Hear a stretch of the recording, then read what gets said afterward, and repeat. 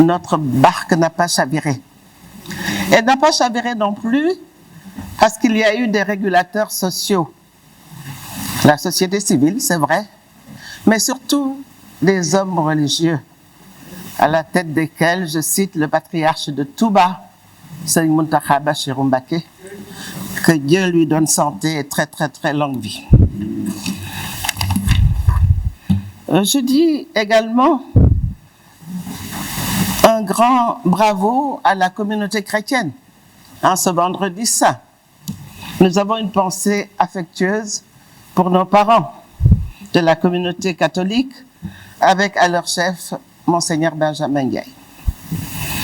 Nous allons donc, Monsieur le ministre, inéluctablement vers un nouveau report des élections territoriales et prolonger de facto le mandat des conseillers départementaux et municipaux. Alors je voudrais savoir, Monsieur le ministre, si vous êtes toujours dans la légalité constitutionnelle pour faire cet énième report et pour prolonger ce mandat qui devait finir déjà en décembre 2019.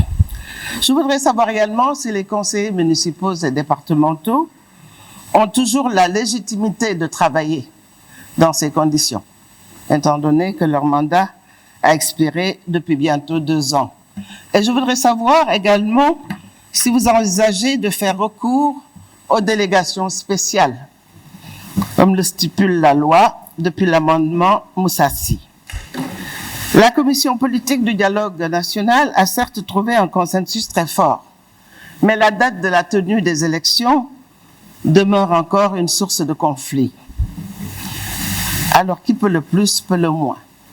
J'ai été heureuse de voir cet amendement du gouvernement qui faisait passer la date au 31 janvier 2022, excusez-moi.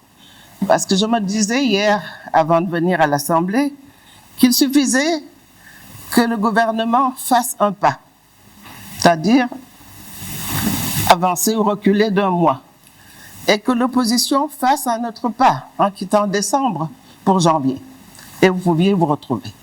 Et je crois que c'est une bonne proposition. Nous espérons que l'opposition acceptera cette initiative du gouvernement.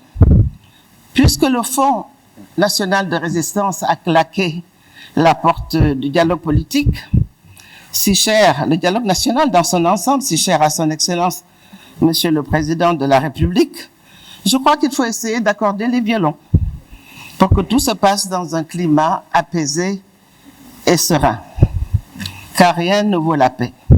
Étant donné que le Président de la République, en tout temps et en tout lieu, a toujours tendu la main à ses opposants et à la société civile, restons en paix. Merci beaucoup.